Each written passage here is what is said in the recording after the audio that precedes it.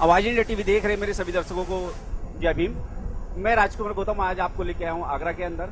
आगरा में आज 18 मार्च 1956 को अगर याद करें तो बाबा साहब ने पहली बार यहाँ के ज्ञान का दीप जलाया था और लाखों लोगों को बौद्ध धर्म की दीक्षा भी दी थी और चक्कीपाट बुद्ध विहार की स्थापना भी आज ही के दिन की गई थी।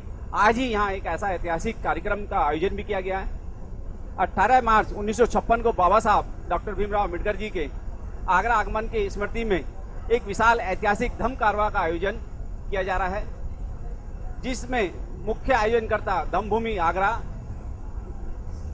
आगरा है और एक धम्म कारवा क्रांतिकारी परम पूज्य बनते करुणाशील राहुल जी के तत्वान में नेतृत्व में निकाला जाएगा, जो ज्ञानोदय बुद्ध विहार धनोली आगरा से चलकर शाहगंज, बोदला, जगदीशपुरा से होते हुए GIC ग्राउंड में पहुंचेगा। यहीं पर विश्व रत्न परम पूज्य बाबा साहब अम्बेडकर जी द्वारा लिखित विश्व का सर्वश्रेष्ठ ग्रंथ बुद्ध और उनका धर्म, जो एक स्टेंसिल स्टील पर एक किताब के रूप में धम्मभूमि आगरा द्वारा स्थापित किया जा रहा है।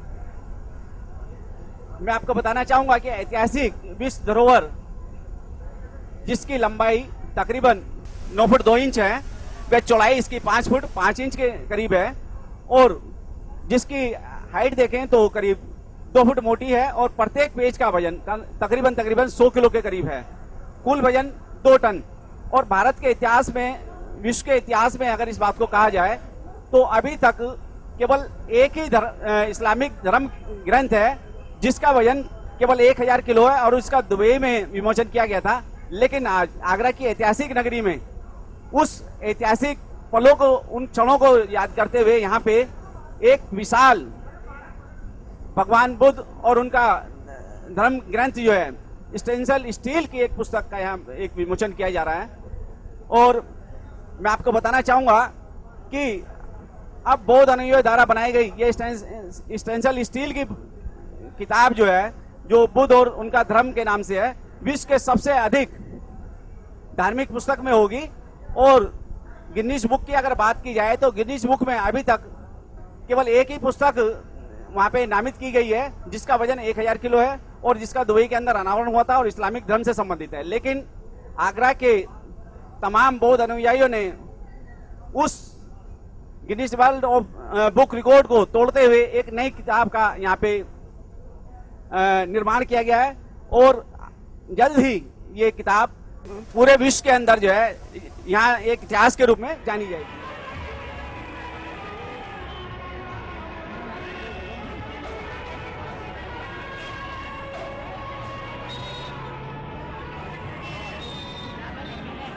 जैसा कि मैं अपने दर्शकों को बताना चाह रहा था कि आज जो है, जो धम्म कारवा की यात्रा का जो प्रारंभ होगा वो ज्ञानोदय बुद्ध विहार धनोली आगरा से होगा और आगरा के विभिन्न मार्गों से होते हुए ये कारवा PGI ग्राउंड एक सभा के रूप में तब्दील होगा, जहां हजारों की संख्या में बौद्ध उपासक आज भगवान बुद्ध और उनका धर्म पुस्तक का विमोचन करेंगे।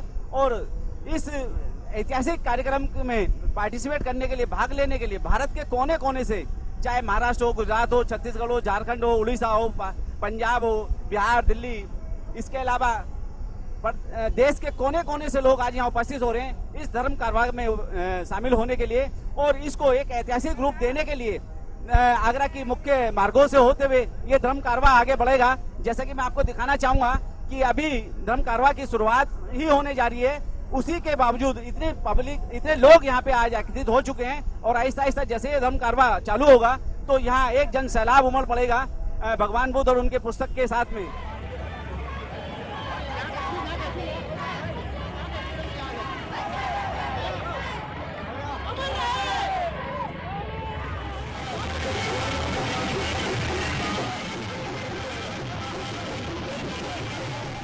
आज का दिन बहुत ऐतिहासिक दिन है, क्योंकि आज ही के दिन 60 वर्ष पूर्व परम पूज्य बाबा साहब डॉक्टर अंबेडकर आगरा में आए थे और हम बाबा साहब के अनुयायियों के लिए बहुत ही गर्व और गरिमा की बात है।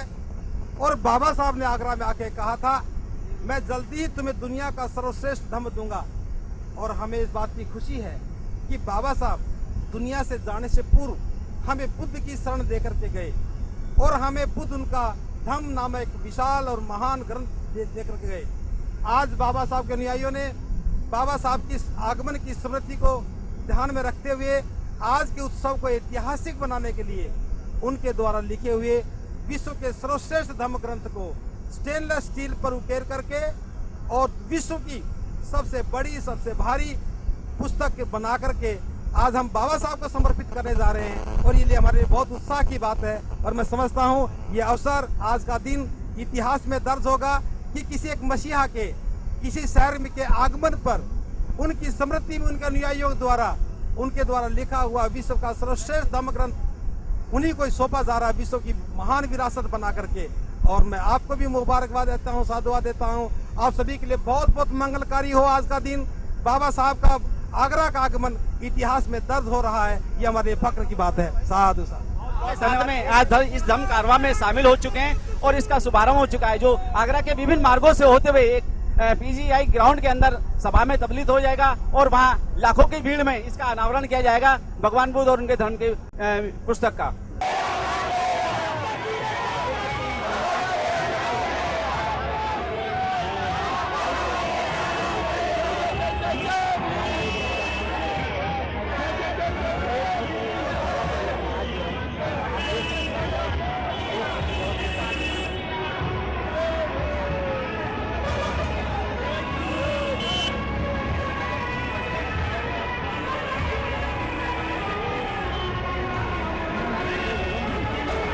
जिस धम्म कारवां की आज मैं आपको बात कर रहा था, वो आज इस आगरा की तमाम सड़कों पे जन सैलाब के रूप में उतर चुका है। जैसे कि मैं आपको दिखाना चाह रहा हूं कि आप देखेंगे कि मोटर बाइक के ऊपर पंचशील के झंडों के साथ में और पटकों के साथ में आज हजारों की संख्या में लोग यहाँ इस प्रोग्राम में सम्मिलित हो चुके हैं।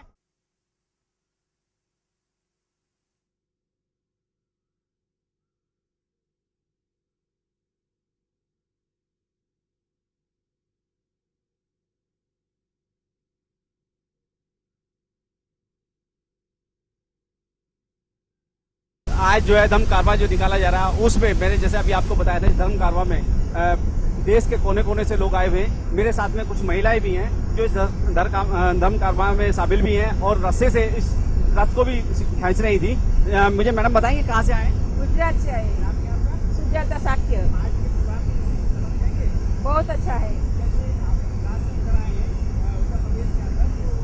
बहुत अच्छा लगा, बहुत अच्छा लगा। राजकोट गुजरात से आए। बाबा साहब इस दिन यहाँ आगरा में आए थे और इस दिन को मनाने के लिए और बाबा साहब का सपना जो अधूरा है वो पूरा करने के लिए और सारे देश में, सारे वर्ल्ड में बौद्ध धर्म को एक्सेप्ट यानी स्वीकार करने के लिए आज भगवान बुद्ध और उनका धम्म जो बाबा साहब ने लिखा है वो 9 फुट 2 इंच लंबाई का और 5 फुट 5 इंच चौड़ाई का ये आज एक पुस्तक बना रहे हैं और वो पुस्तक आज विमोचन उसका हो रहा है और विश्व का सबसे बड़ा धम्म पुस्तक ये भगवान बुद्ध का धम्म, ये धम्म पुस्तक रहेगा। आज के बाद भगवान बुद्ध और उनके धम्म का ये पुस्तक धम्म पुस्तक रहेगा। ये बौद्धों की निशानी है और बौद्धों के लिए गर्व की बात है। नाम मुझे बताएंगे कहाँ से आए? मेरा नाम प्रियंकर शाक्य है, मैं राजकोट गुजरात से आया हूँ। आके यहाँ कैसा लग रहा है आपको आगरा में? बहुत अच्छा महसूस कर रहा हूँ। बाबा साहब के सपने जो अधूरे हैं वो पूरे करने के लिए जो लोग जुटे हुए हैं और बौद्ध धर्म के प्रचार में और बौद्ध धर्म को इस देश में फैलाने के लिए जो अथाक प्रयत्न कर रहे हैं उनके लिए मैं सबका शुक्रगुजार हूँ। ये सब जो इकट्ठे हुए हैं और हमारे डॉक्टर राहुल करुणाशील जी जो इस धम्म के हमारे प्रमुख है, तो उनको मैं धन्यवाद करता हूँ कि आप राहुल जी आगे बढ़ो, हम तुम्हारे साथ है। बहुत बहुत धन्यवाद आपका।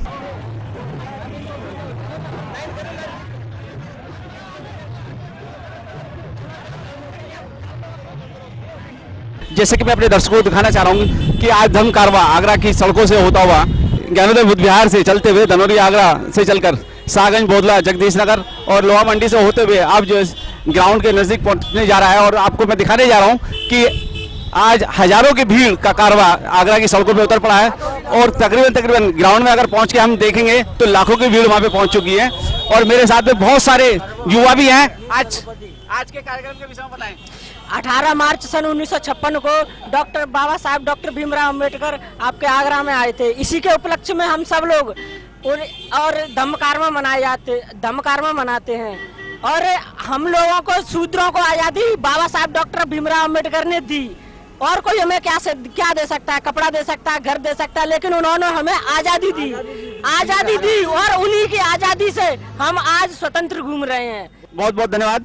जैसे कि मैं अपने दर्शकों को बताना चाहूँगा, धम्म मूवी फाउंडेशन के बिक्कुर के राहुल जी और परवीन वर्धन जी ने दावा किया है कि दुनिया में मेटल की सबसे पहली पुस्तक होगी जो आज आगरा के अंदर यहाँ एक धम्म कारवा के रूप में दिखाई जा रही है। उन्होंने बताया कि मानव सभ्यता को लिखने की शुरुआत करीब 5000 वर्ष पहले हुई थी। तब संकेतों को ही पत्थरों पर उकेरा जाता था।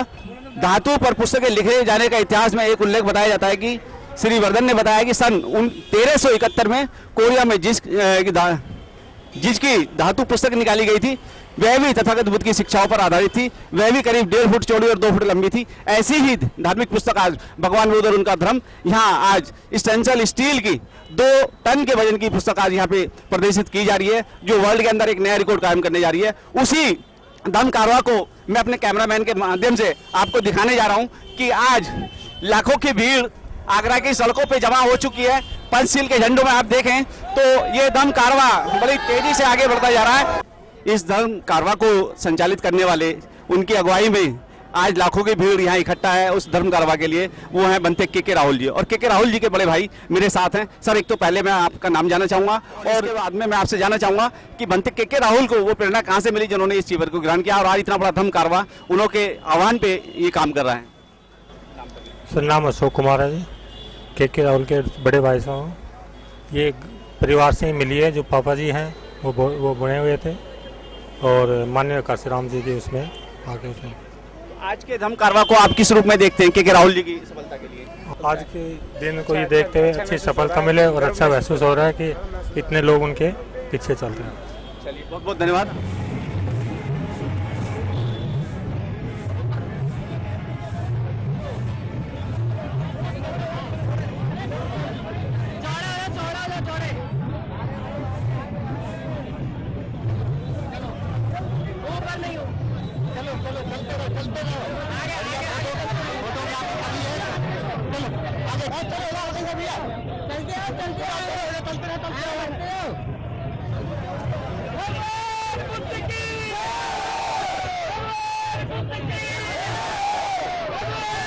जैसे कि मैं आपको बताना चाह रहा था, अपने दर्शकों को दिखाना चाह रहा था कि आज भारत के कोने कोने से आगरा की यहाँ पवित्र भूमि में सभी लोग पहुंचे। उनमें से बिक्कू हमारे यहाँ बोधगया से भी उपस्थित है। बिक्कू, आप बताएंगे कि आज?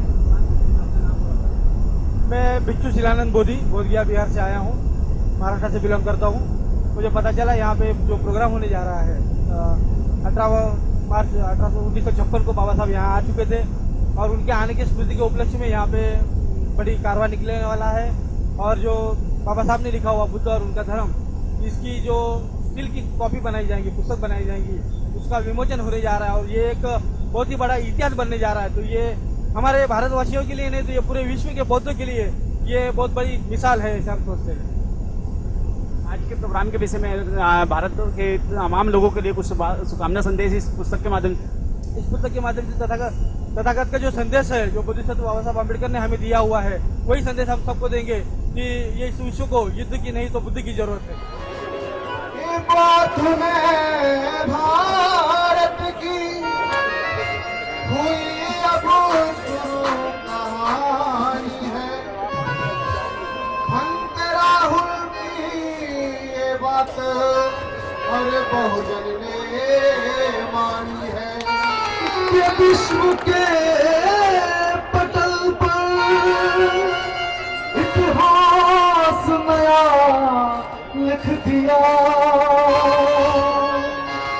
बुद्ध और उनका धम्म भक्त राहुल ने हर बहुजन को दे दिया। बाबा साहब का सपना अधूरा भक्त राहुल ने कर दिया पूरा। बौद्धों की है ये तो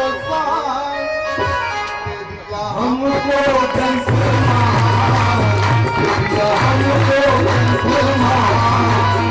बाबा साहब का सपना अधूरा, हम तेरा हमने कर दिया पूरा। फोटो की है ये तो शान, दे दिया हमको ग्रंथ महान, दे दिया हमको ग्रंथ महान।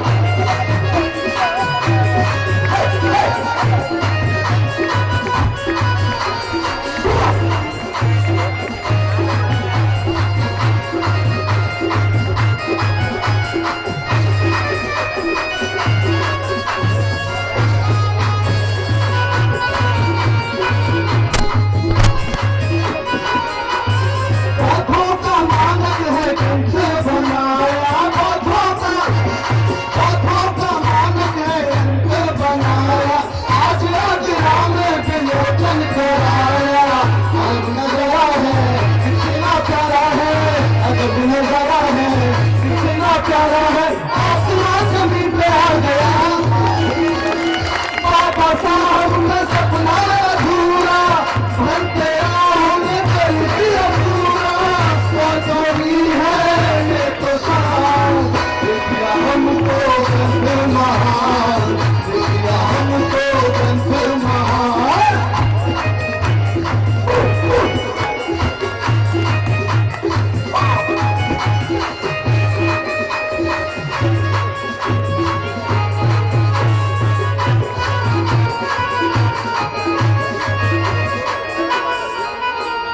करुणा और मैत्री से जीना सिखा दिया, करुणा और मैत्री से जीना सिखा दिया। अरबों भूले को घर से मिटा दिया। खुशियाँ आई देखो भाई, खुशियाँ आई देखो भाई, महबूब सारा जहां। बाबा साहब का सपना अधूरा, हम तेरा हमने कर दिया पूरा। बाबा की है ये तो शान, दे दिया हमको ग्रंथ महान, दे दिया हमको ग्रंथ महान।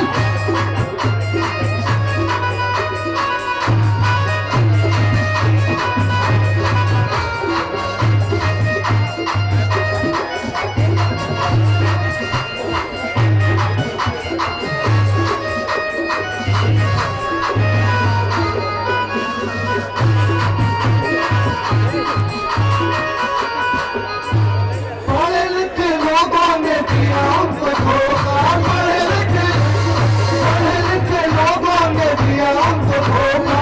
हम ने आज दिया हमको मौका, गलती अपनी हमने मानी, गलती अपनी हमने मानी। एहसास आज हो गया, बाबा साहब का सपना अधूरा, हम तेरा हमने कर दिया पूरा। फोटो की है ये तो शान, दे दिया हमको ग्रंथ महान, दे दिया हमको ग्रंथ महान।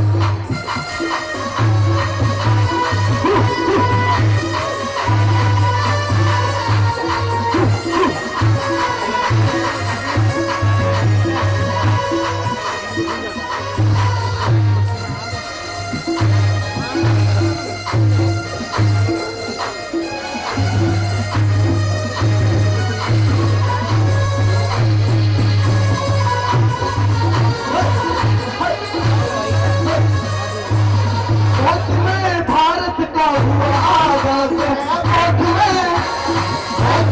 भारत का हुआ आगाज है। आज वंदे राहुल पे हम सबको नाज है। अब थमेगा बढ़ता रहेगा, अब न थमेगा बढ़ता रहेगा। राहुल का धमकार है, बाबा साहब का सपना अधूरा, हम तेरा हमने कर दिया पूरा। फोटो की है ये तो शान, दे दिया हमको ग्रंथ महान, दे दिया हमको ग्रंथ महान।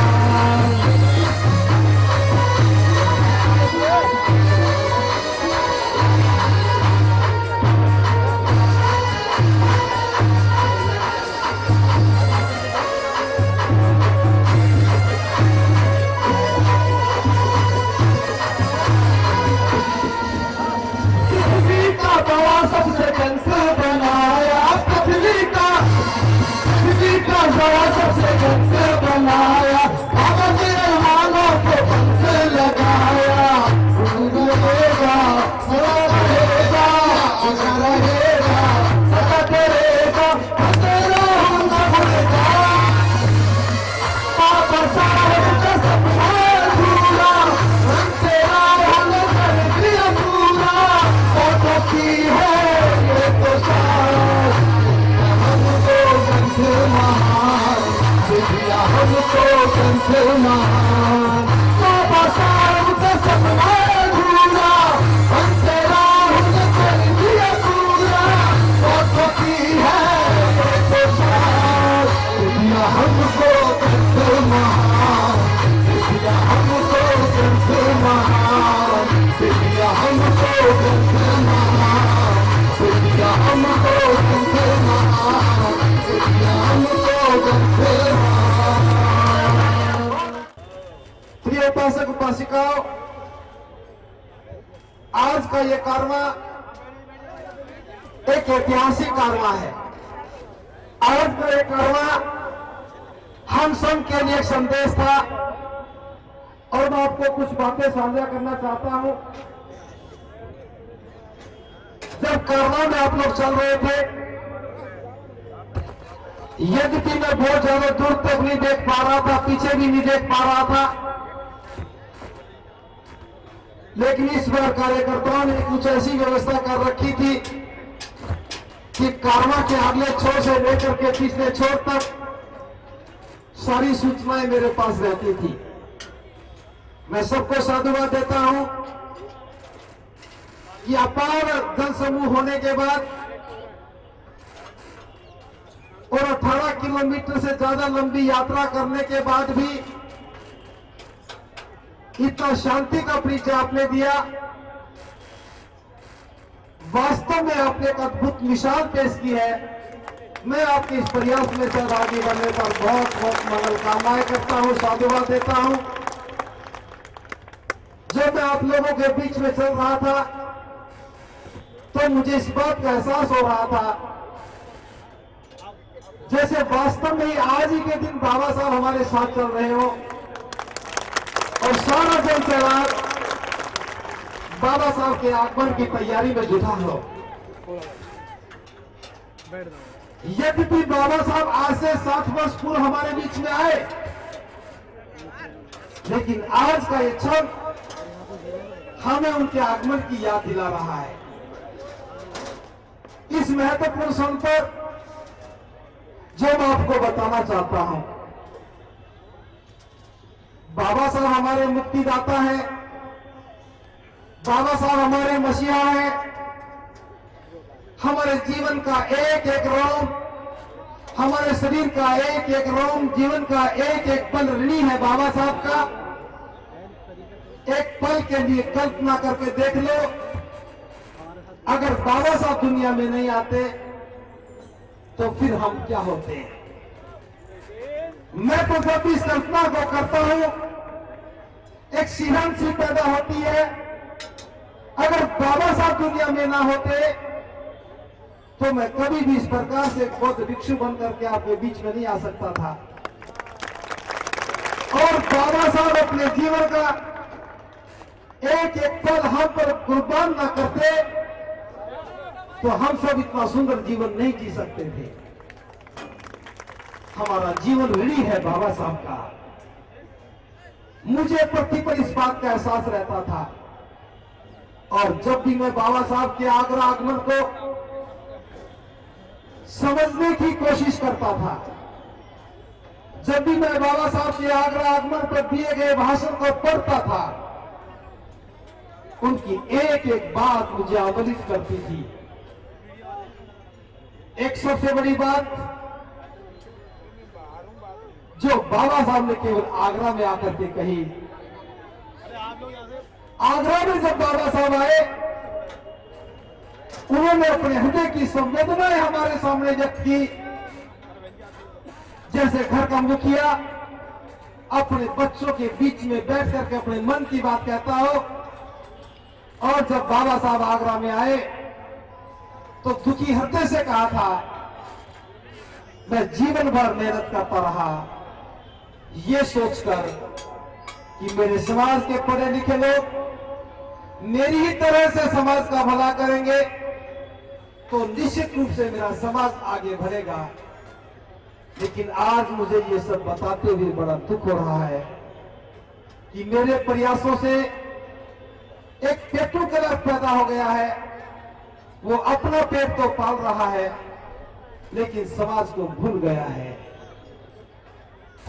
और जब बात आगे कहने लगे, बाबा साहब कहते कि मुझे कहते हुए बड़ा दुख हो रहा है कि मुझे मेरे ही समाज के पढ़े लिखे लोगों ने धोखा दिया है।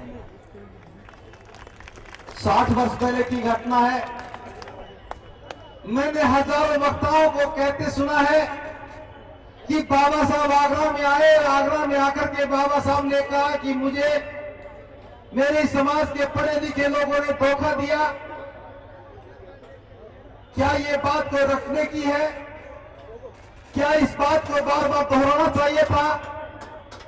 जितना मैं समझ पाया हूं, हमें इस बात को गंभीरता से समझ करके अपनी गलती को ठीक करना चाहिए था। लेकिन पिछले 60 वर्षों से हम कहते तो रहे हैं कि बाबा साहब ने आगरा में ये कहा, लेकिन पढ़े लिखे लोगों ने इस बात को ठीक करने का कभी प्रयत्न नहीं किया। आज का ये धमकारमा 60 वर्ष पूर्व जो हमारे पुरखों ने गलती की, यदि हम में से कोई भी नहीं होगा, फिर भी हमारे पुरखों की गलती थी कि बाबा साहब हमारे बीच में कह रहे हैं और वो सुनते रहे। हो सकता है कि वो दुनिया से विदा भी हो गए हों। दूसरी पीढ़ी के लोग भी आए, उन्होंने भी बाबा साहब की बात को सुना और नजरअंदाज कर दिया। आज तीसरी पीढ़ी भी नौकरियों में आ गई, वो भी अपने पुरखों की तरह से ही बाबा साहब को धोखा देती रही है और फिर कहती है कि बाबा साहब ने ऐसा कहा। आज हम सब लोग बाबा साहब से क्षमा याचना करेंगे कि बाबा साहब हमें क्षमा करें, हमारे पुरखों ने गलती की, आज हम समझ गए हैं और आज हम संकल्प लेंगे कि जैसा जैसा आपने हमें दिशा निर्देश दिया था, हम वैसा वैसा कार्य करेंगे। हमने गलती को ठीक किया। बाबा साहब ने आगरा में ही आकर के कहा था कि मैं तुम्हें दुनिया का सर्वश्रेष्ठ धन दूंगा। आगरा के चक्की पाट में बुद्ध विहार की नींव को बाबा साहब ने अपने हाथों से रखा, लेकिन आगरा के लोगों ने ना तो बुद्ध विहार के महत्व को समझा और ना ही बाबा साहब के दिए हुए धर्म को स्वीकार किया। बाबा साहब ने कहा कि मैं तुम्हें दुनिया का सर्वश्रेष्ठ धर्म दूंगा। बाबा साहब बुद्ध की शरण में गए और हमें बुद्ध उनका धर्म ग्रंथ लेकर के गए। हम पढ़े लिखे लोगों ने उसे एक पुस्तक के रूप में समझा।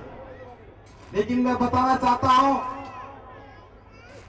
बुद्ध उनका धर्म ग्रंथ कोई सामान्य पुस्तक नहीं है, ये एक अद्भुत ग्रंथ है।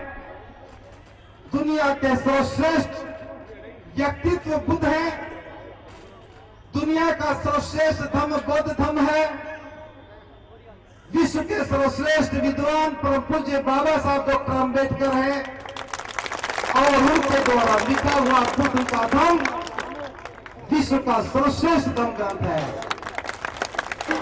जिस शब्द के पीछे सब विश्व का सर्वश्रेष्ठ लगा हो, भला वो एक सामान्य पुस्तक कैसे हो सकता है। बाबा साहब चाहते थे कि बुद्ध उनका धर्म ग्रंथ हमारा मौलिक ग्रंथ बने। पिछले 1 वर्ष पहले हमने सोचा कि बुद्ध उनके धर्म ग्रंथ को घर घर में पहुंचाने का प्रयास करना चाहिए। उस प्रयास में आगरा के भी काफी लोग शामिल थे, आगरा के बाहर से भी बहुत लोग शामिल थे। आपने दान दिया और हम सब ने मिलकर के मात्र 50 रुपए में वो ग्रंथ उपलब्ध करवाया लेकिन हम उस प्रयास से संतुष्ट नहीं थे, क्योंकि बाबा साहब चाहते थे कि ये ग्रंथ विश्व के बौद्धों का सर्वश्रेष्ठ धर्म ग्रंथ बने, मौलिक ग्रंथ बने। पिछले वर्ष से ही हमारे मस्तिष्क में एक योजना घूम रही थी कि बाबा साहब की उस चाहत को हम कैसे पूरा करें। हमारे मन में ख्याल आया कि बाबा साहब ने कहा था, लो एम इज ए क्राइम, छोटा लक्ष्य अपराध होता है। बाबा साहब कहते हैं छोटा लक्ष्य आसानी से प्राप्त किया जा सकता है, लेकिन याद रखना चाहिए हर एक छोटा लक्ष्य भले ही आपको खुशियां देता हो, लेकिन वो बड़े लक्ष्य की प्राप्ति में बाधा बनता है। इसलिए हमें बड़ा सोचना चाहिए। और बाबा साहब का दिया हुआ धम्म ग्रंथ छोटा क्यों रह जाए।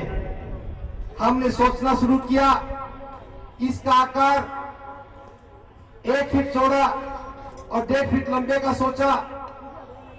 फिर पता लगा कि 3 फुट चौड़ाई में 5 फीट लंबाई में छापा जा सकता है। हमारी टीम ने मिलकर के इस पर काम करना शुरू किया। जब सारी योजना पूरी हो गई, तब हमें पता लगा कि अब तकनीकी काफी विकसित हो गई है। अब 3x5 की बजाय हम 5x8 का भी बना सकते हैं।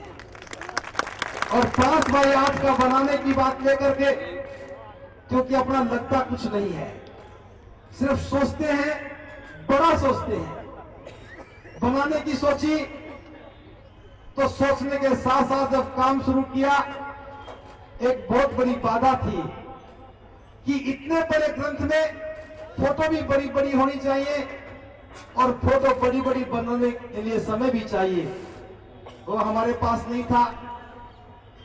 उसी समय एक बात और दिमाग में घूम रही थी कि कागज बहुत बड़ा होगा, जब हम उसे खोलेंगे तो हो सकता है कि कागज फट जाए और बाबा साहब का लिखा हुआ दुनिया का सर्वश्रेष्ठ धम्म ग्रंथ हमारे हाथ से उसका एक भी पन्ना फटेगा तो हमें बड़ी तकलीफ होगी। हो सकता है कि हम तो सावधानी से खोले, लेकिन अपार जन समूह जब आएगा, हो सकता है कि कुछ ना कुछ नुकसान हो जाए, फिर हमें बहुत कष्ट होगा। ये सोचते सोचते हम आगरा में इस पर काम कर रहे थे। सत्यावान उपासक भरतलाल सागर जी भी पास में बैठे थे। उन्होंने सुझाव दिया, क्यों न हम इसको धातु पर उतारे। बस रास्ता मिल गया और धातु कौन सी होनी चाहिए, इस पर काम करना शुरू किया। धातु भी ऐसी होनी चाहिए जिस पर ना जंग लगे, जो ना टूटे, जो ना फूटे। स्टेनलेस स्टील इस समय का एक बहुत बड़ा आविष्कार है। इस धातु पर जंग नहीं लगता है, सिकुड़ती भी नहीं है और 600 डिग्री तक तापमान में ये पिघलती भी नहीं है। हमारी समस्या का समाधान हमारे सामने था, समय बहुत कम था, 2 महीने भी नहीं बचे थे। जब हम काम करने लगे, बाधाएं बहुत ज्यादा थी। स्टील पर काम तो होता था, लेकिन छोटी छोटी प्लेटें बनाने का अनुभव तो बहुत लोगों को था। हमारे सामने सिर्फ ये था कि सबसे बड़ा बनाएंगे। जितनी बड़ी छत्र मिल सकती थी, उससे बाहर हम भी नहीं जा सकते थे। और हमारे 2 साथी, जिनको मैं साधुवाद दूंगा, विवेक और सागर जी, उन्होंने हमारे साथ काम करना शुरू किया, सहयोग किया। उनके सहयोग से बहुत सारी बाधाओं को पार करते हुए हमने मात्र 15 दिन में इस काम को पूरा किया है। 1.5 महीना तो इसी बात में लग गया कि सब पूरा कैसे किया जाए। 3 तारीख को 3 मार्च को इसकी पहली सीट पर प्रिंट होकर के तैयार हुई। और आप समझ सकते थे जब हमारे साथी हमसे पूछते थे, क्या ये ग्रंथ 18 मार्च को आ जाएगा, हम कहते थे कि आएगा, लेकिन था नहीं। लेकिन संकल्प मजबूत था। हम किसी भी सीमा पर चले जाए, ग्रंथ को बनना था। और आपको जान करके ताजुब होगा, इसके कुछ प्रश्न तो रात को तैयार हुए हैं और सुबह ही हमने इस पर रखे हैं। लेकिन मैं हमारी टीम को साधुवाद देता हूं। प्रवीण वर्धन जी और धनौली के बहुत सारे नौजवान, सभी का नाम लेना मुनासिब नहीं है, हमारे साथ कंधे से कंधा मिला करके काम किया। और आज आपके सामने जो दिख रहा है, ये विश्व का सर्वश्रेष्ठ, सबसे बड़ा, सबसे भारी धर्म ग्रंथ है। हजारों साल तक ये सलामत रहेगा। जो बाबा साहब ने खुद उनके धर्म ग्रंथ में जितना लिखा है, उसका एक एक अक्षर हमने इसमें उकेरा है। यद्यपि हम इसको खड़ा भी करने की कोशिश कर रहे हैं, चूंकि बहुत तेज गति से काम हुआ है, कुछ सिस्टम में भी मुझे लगता है कि फॉल्ट आ रहा है। फिर भी आप इसे देख करके जाएं। आज के इस महत्वपूर्ण अवसर पर मैं एक बात और कहना चाहता हूं। थोड़ी देर के लिए आप अपने दिमाग खाली कर लें। आप अपने दिमाग खाली कर लें। मैं इसलिए कहना चाहता हूं कि जो मैं कहने वाला हूं वो एक अलग बात है। जब तक आपके मस्तिष्क में पुरानी बातें भरी रहेंगी, आप मेरी बात को समझ नहीं पाएंगे। बाबा साहब का आगरा आगमन हमारे जीवन को बदलने के लिए बहुत बड़ा साधन है। बाबा साहब की स्मृति हमारे लिए बहुत बड़ा मार्ग प्रशस्त करती है। आज आप लोग यहां आए हैं, मेरा छोटा सा सवाल है आपसे, इस कारवां में आकर के आप यहां से क्या लेकर के जाएंगे? कुछ लोग सोच रहे होंगे कि 20 रुपए कीमत में बुद्ध उनके धम्म ग्रंथ की प्रतियां मिल रही हैं, वो लेके चले जाएंगे। कुछ लोग सोच रहे होंगे हम खाना खा करके चले जाएंगे। लेकिन मेरा इन दोनों बातों से कोई सरोकार नहीं है। मैं चाहता हूं, आपने 18 किलोमीटर की लंबी यात्रा तय की है, बाबा साहब के साथ चलने के अनुभव को आपने साझा किया है, तो एक बात हमें करनी होगी। इस बात का निश्चय करना होगा कि हमें जीवन कैसा जीना है। हम इस बात को तय करना होगा कि हमारा जीवन कैसा होना चाहिए। क्या हमें गरीब रहना चाहिए? नहीं। जो व्यक्ति गरीब रहना चाहता, हाथ ऊपर कर ले। कोई नहीं है। मैं ये नहीं कहूंगा कि जो कोई गरीब है वो हाथ ऊपर कर ले। आप लोगों से सवाल पूछ रहा हूं, लेकिन मैं सारे समाज की बात कर रहा हूं। बाबा साहब आगरा में आए और फिर भी हम गरीब रह गए। गरीब क्यों है, इसके कारण को जानना है, और कारण को जानने के बाद हम गरीब नहीं रहेंगे, इसका संकल्प लेना है। और जितना मैं समझ पाया हूं,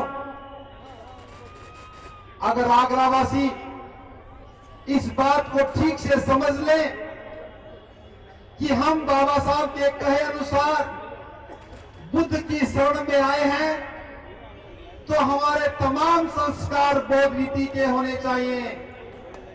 हमारे तमाम संस्कार बोध रीति के होने चाहिए।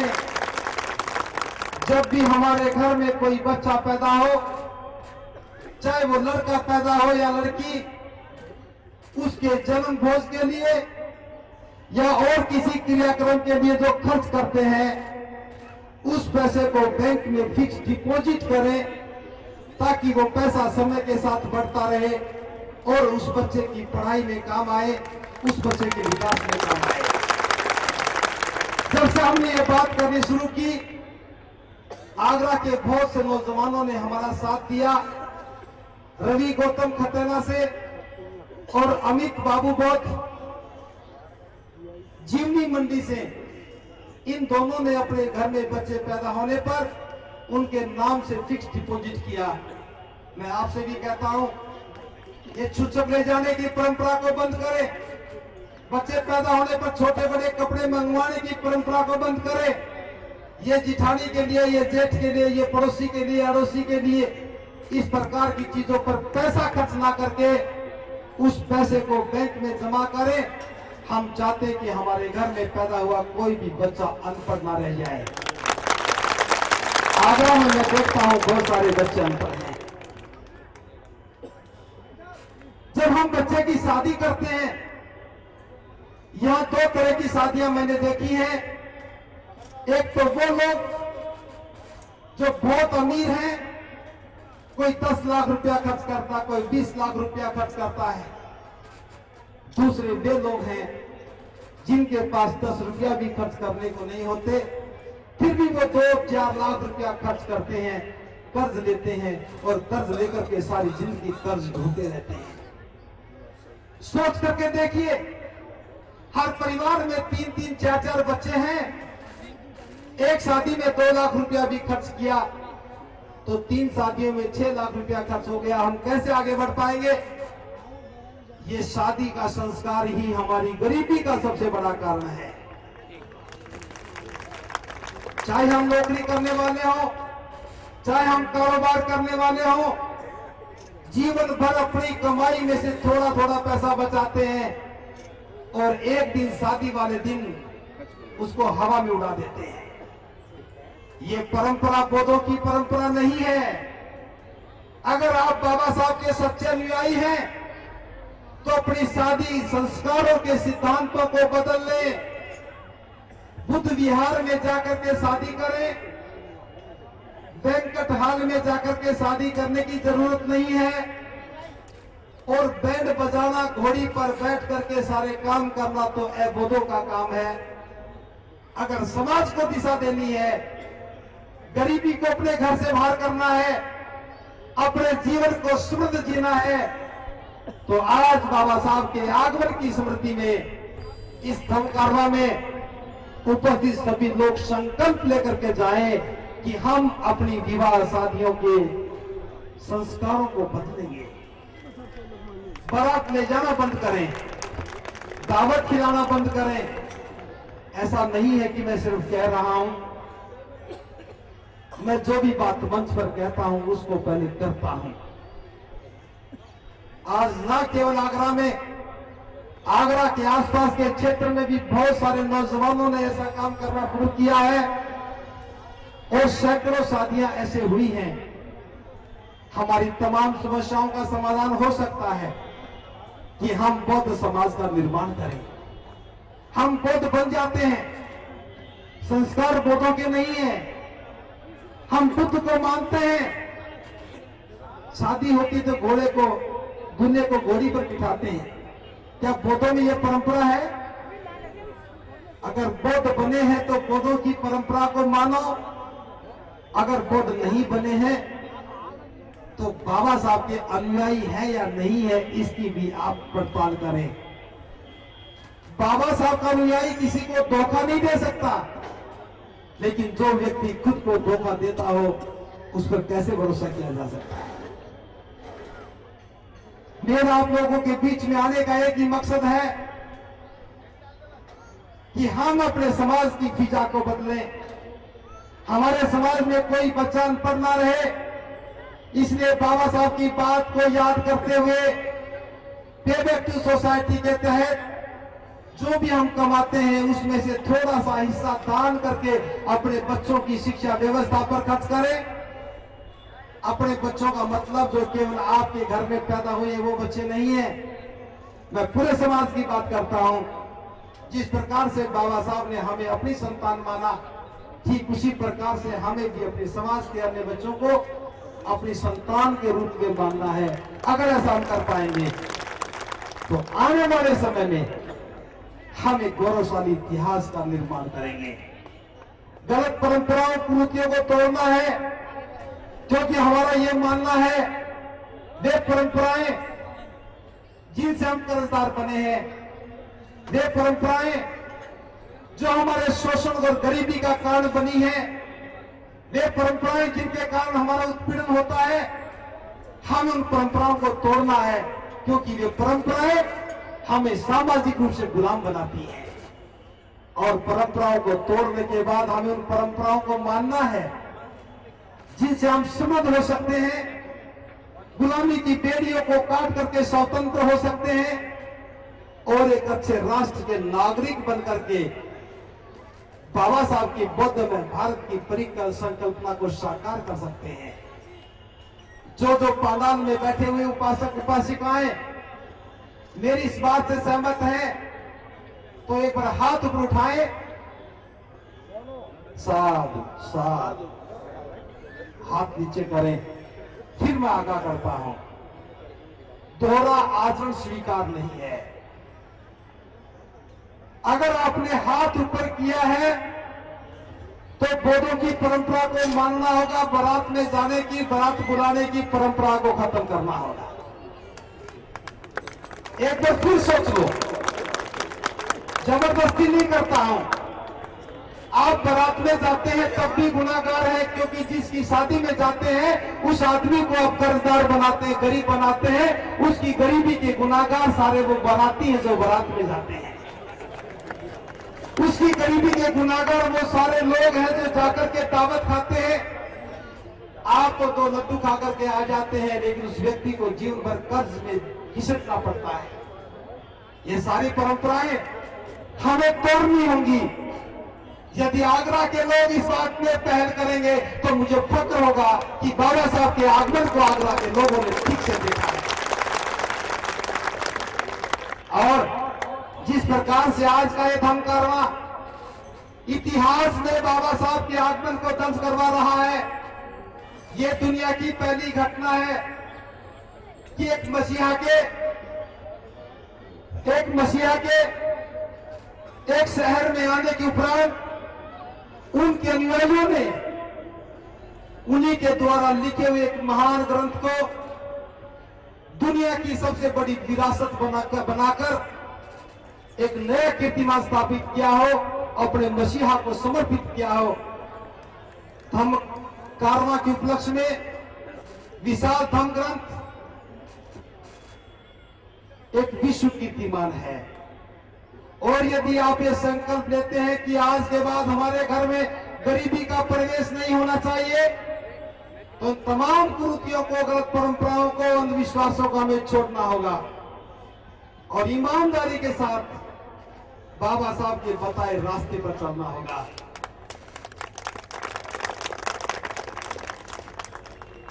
चूंकि आज मैं बहुत सारी बातें करना चाहता था, समय कम है और माइक भी मुझे ज्यादा बोलने की इजाजत नहीं देता है।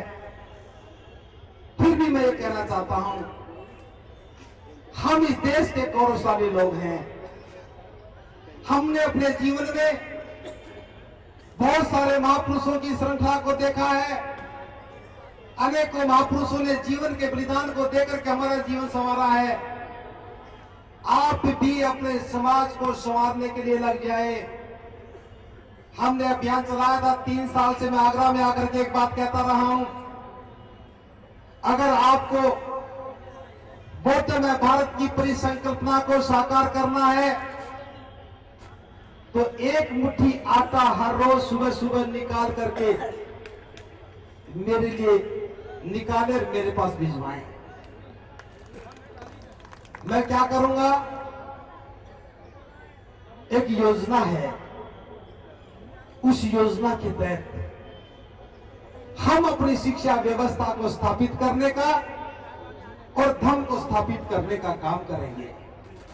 हमारे छात्रावासों में जो बच्चे पढ़ते हैं उनकी हालत कैसी होती है हम जानते हैं। एक मुट्ठी आटा अगर आप हर रोज निकालते हैं और एक सप्ताह के बाद बुद्ध विहार में रखे आते हैं तो उससे हमारा बहुत बड़ा काम हल होने वाला है। और ज्ञानोदय बुद्ध विहार धनौली में ये काम शुरू हो चुका है। पिछले 4 महीने से मैं देख रहा हूं हमारा युवा बड़े पैमाने पर धम्म की ओर आया है। उपासिकाएं भी बड़े पैमाने पर धम्म को स्वीकार कर रही हैं। आज से कुछ वर्ष पहले महिलाएं श्वेत वस्त्र नहीं पहनती थी। उन्हें डर लगता था अगर सफेद पहनेंगी तो वो विधवा हो जाएंगी। लेकिन मुझे तो इस बात पर फख्र है, जितनी बार भी मैं कहता हूं उतनी बार ही बहुत सारी महिलाएं सफेद पहनना शुरू कर देती हैं और कोई भी विधवा नहीं होती है। इस कारणों में कुछ रंग बिरंगा मुझे दिखाई दे रहा है और मैं समझता हूं कि अगली बार एक भी रंगीन कपड़ा नहीं दिखाई देगा, सारे श्वेत होंगे। लेकिन ये काम तो सिर्फ महिलाएं कर सकती हैं। दूसरा काम, आप बाबा साहब को जानते हैं, बाबा साहब को मानते हैं, सिर्फ उसे घटना को याद कर ले जब बाबा साहब पार्लियामेंट में हिंदू कोड बिल लेकर के आए और वो कोड बिल पास नहीं हो सका, वो गिर गया। बाबा साहब महिलाओं को आजादी देना चाहते थे, लेकिन उस समय जो लोकसभा में बैठे थे उनके विचार बाबा साहब की सोच के अनुरूप नहीं थे। वो महिलाओं को बराबर नहीं मानते थे, महिलाओं को बराबरी का अधिकार नहीं देते थे। लेकिन बाबा साहब महिलाओं को बराबरी का अधिकार दिलाने के लिए संघर्ष कर रहे थे। जब बाबा साहब को लगा कि ये काम संभव नहीं है, इस लोकसभा में बैठे हुए लोग मेरी बात को नहीं समझ रहे हैं, तो बाबा साहब कहते हैं मैं इस देश का कानून मंत्री और कानून मंत्री होने के बाद भी मैं अपनी माताओं बहनों को बराबरी का हक नहीं दे सकता, तो मुझे इस देश में कानून मंत्री बने रहने का कोई औचित्य नजर नहीं आता। बाबा साहब ने उसी समय इस्तीफा दिया और लोकसभा से बाहर आ गए। मैं इसलिए बताना चाह रहा हूं, बाबा साहब की बात पर ताली खूब बजाई जा सकती है, लेकिन मैं चाहता हूं कि आपकी बात पर ताली बजे। क्या बाबा साहब के अनुयायी अपने घर में रहने वाली महिलाओं को बराबरी का दर्जा देने के लिए तैयार हैं? फिर कसौटी की बात करता हूं, यदि आपके घर में महिलाएं घूंघट में रहती हैं तो आप कभी भी किसी भी सूरत में बाबा साहब के अनुयायी नहीं कहला सकते। अगर आपके घर में महिलाएं घूंघट में रहती हैं तो आप किसी भी सूरत में बाबा साहब के अनुयायी नहीं कहला सकते। या तो सच्चे बाबा साहब के अनुयायी बन जाओ, वरना अपने घर में लगी तस्वीरों को भी वापस कर जाओ, ताकि कोई घर में आकर के भ्रमित ना हो जाए। तस्वीर देखकर तो ये समझ लेता कि ये बाबा साहब का अनुयायी है और घर में महिलाओं को घूंघट में देख करके कहता कि ये तो दकियानुसी है। और एक बात मैं और कहना चाहता हूं, अब महिलाओं को भी समझना चाहिए।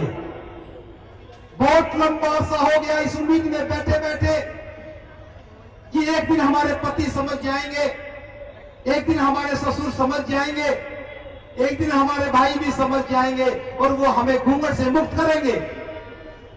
अब भरोसा करने की जरूरत नहीं है। या तो आज शाम तक वो इस काम को करने में आपकी सहायता करे, और नहीं करे तो जाकर के घूंघट हटा देना और कहना कि बनते जी ने कहा था बाबा साहब की बात।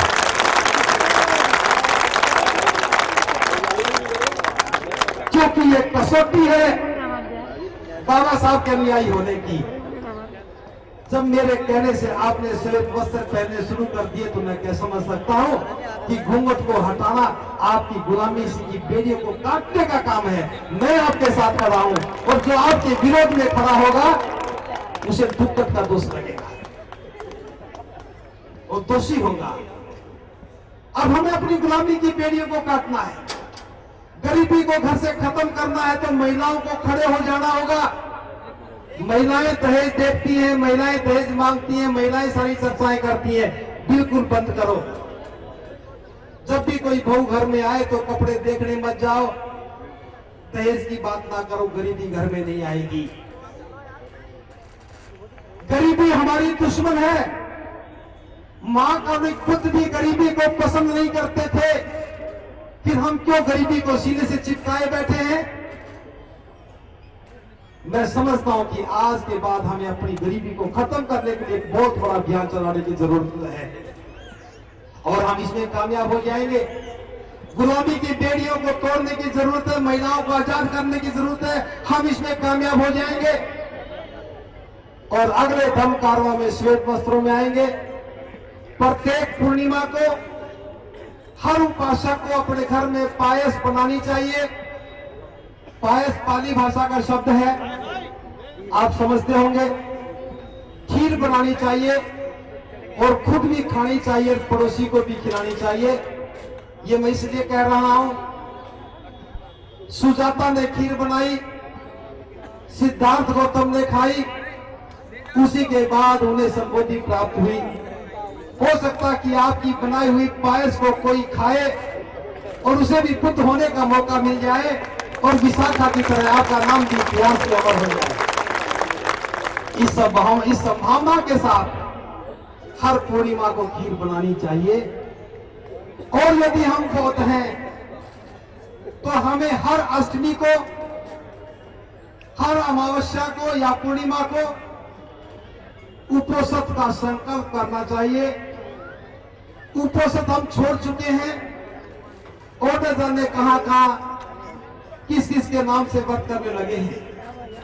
बौद्ध हैं तो बौद्धों की परंपराओं को स्थापित करो, बौद्ध हैं तो बौद्ध बनकर के जियो, बौद्ध हैं तो बौद्धों का आचरण करो। और ये कसौटी है। आज का धर्म कारवां इतिहास में दर्ज होगा। और यदि महिलाओं ने घूंघट के खिलाफ काम करना शुरू कर दिया तो मैं समझता हूं इतिहास में ये पंक्ति भी लिखी जाएगी कि आगरा के धर्म कारवां ने महिलाओं की मुक्ति का आंदोलन शुरू किया। अब मैं ज्यादा लंबा समय नहीं लेते हुए, ज्यादा मुझे बार बार आदेश हो जाते हैं, बैठिए।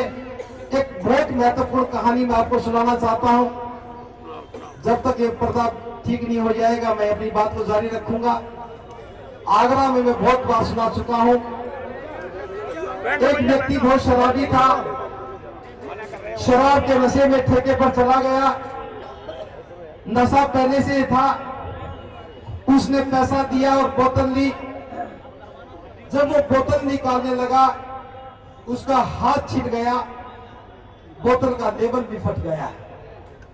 उसने अपने हाथ को देखा और ठेकेदार से कहने लगा, हे ठेकेदार भाई, मेरी एक सलाह मान।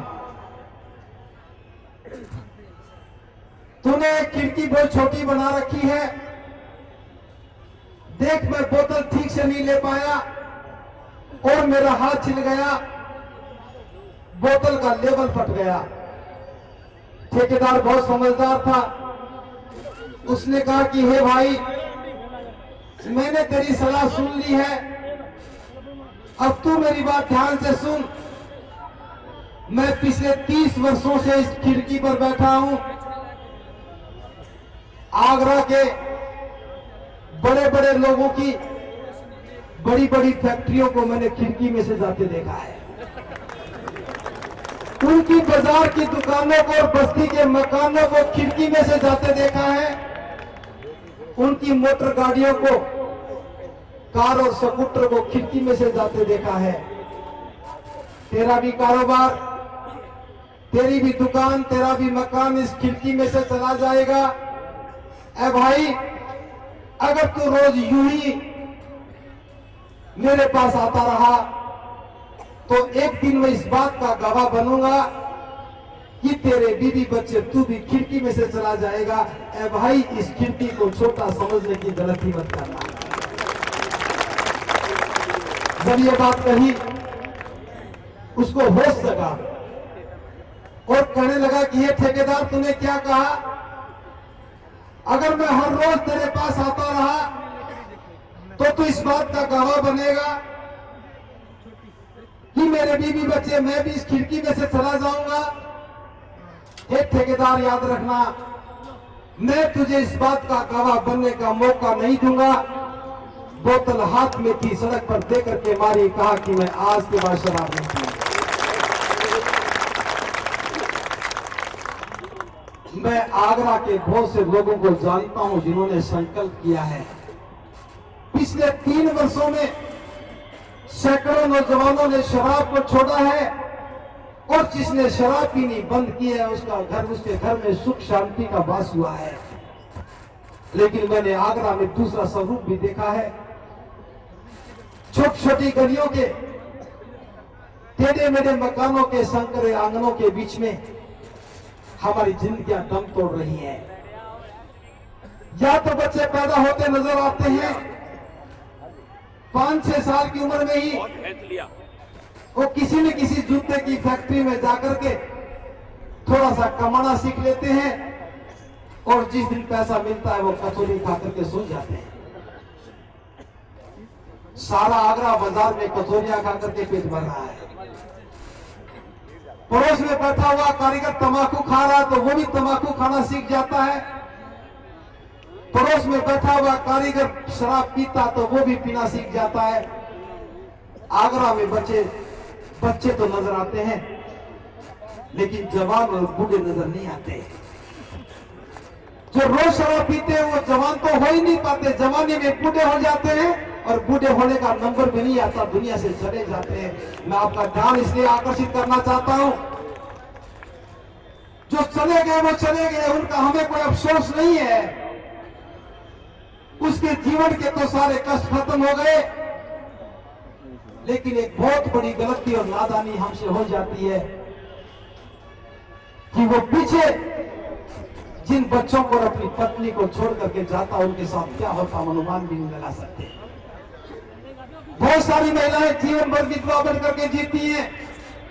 बहुत सारे बच्चे जिन्होंने अपने पिता को बहुत स्मृति में होता भी नहीं कभी देखा है, उनका जीवन भी बर्बाद हो जाता है। अगर हमें आगरा के जीवन को बचाना है तो हमें शराब पीने की बीमारी से बाहर निकलना होगा। हमें शराब नहीं पीने का संकल्प लेना होगा। आज मैं पहली बार सार्वजनिक मंच के माध्यम से आपसे पूछता हूं, यदि आपको लगता है कि हमारा जीवन महत्वपूर्ण है, हमारे जीवन को बाबा साहब ने संवारा है, हमारे जीवन की सुंदरता में बाबा साहब ने रंग भरे हैं, जिसके जीवन में बाबा साहब ने रंग नहीं भरे हो वो खत्म हो जाए तो कोई बात नहीं, लेकिन जिनका जीवन बाबा साहब से संवरा हो उसको बिगाड़ने का आपका कोई हक नहीं। जो अपने जीवन को संवारना चाहते हैं वो आज संकल्प लें, जो संकल्प लेना चाहते हैं वो एक बार हाथ ऊपर करें। क्या ये सारे पीने वाले हैं?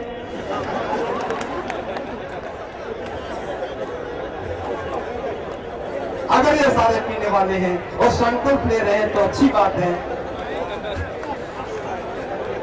एक बार पुनः हाथ ऊपर करें, बिना पीने वाले भी हाथ ऊपर करें, क्योंकि भीड़ को देख करके आदमी छुप लेता है। और हमें कोई हर्ज नहीं, आज तक पीते रहे और आज के बाद नहीं पियोगे तो बहुत बड़ा भला होगा। आप संकल्प लें, मेरे साथ बोले,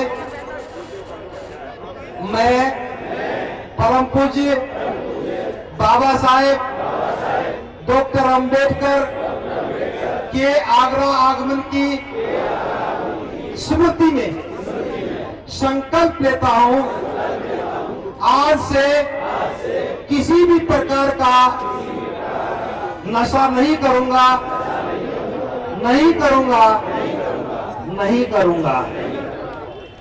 और साधु फिर बताता हूं, झूठ मत बोलना। मैं कसौटियों की बात करता हूं। जिन व्यक्तियों ने हाथ करके संकल्प लिया है और अगर उनकी पत्नी उनके बच्चे यहां हो तो आपको चौकीदारी करनी है, और अगर ये शराब पिए तो मेरे को टेलीफोन कर देना है, बीमारी खत्म हो जाए। दूसरी बात, महिलाएं बहुत खुश हो रही है कि उनके पति शराब नहीं पिएंगे, लेकिन उनके पतियों को भी कुछ कहना होगा। आगरा में बहुत सारी महिलाएं मंजन करती हैं,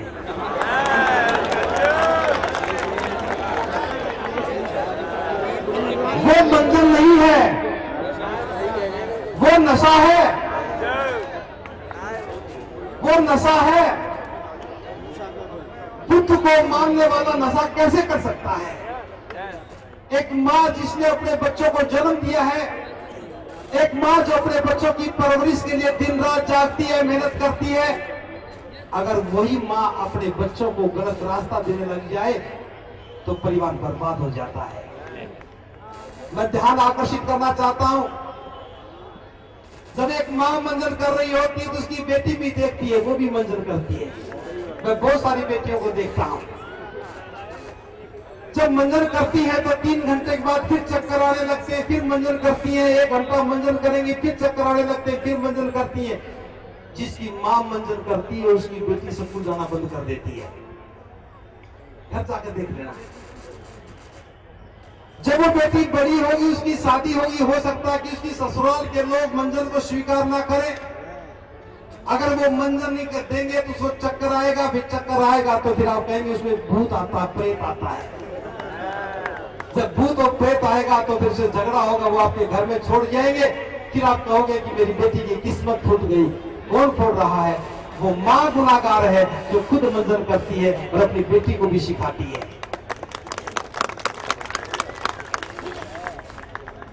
जब महिला गलती करती है तो पुरुष देख रहा होता है, और पुरुष गलती करता तो महिला देख रही होती है। दोनों ने लगता समझौता कर लिया।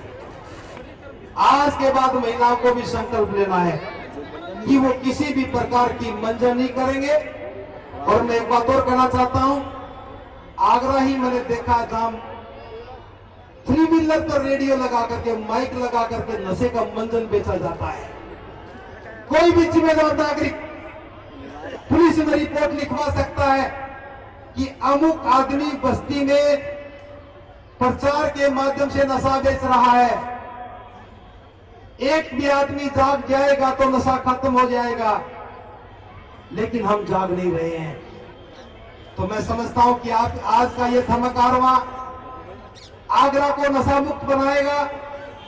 आज का ये धम्म कारवां महिलाओं को भी मंजन से बाहर निकालेगा और हम एक सुंदर जीवन जिएंगे।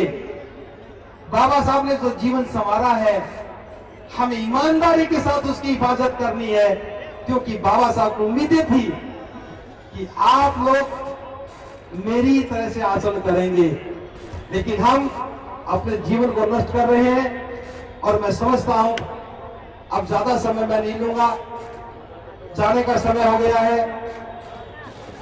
आपको खाना भी खाना होगा, पर्दा भी लग गया है। अगर थोड़ी बहुत कमी हो तो हाथ से कर लेना, कोई दिक्कत नहीं है। इसका विमोचन करने की हमारी योजना थी।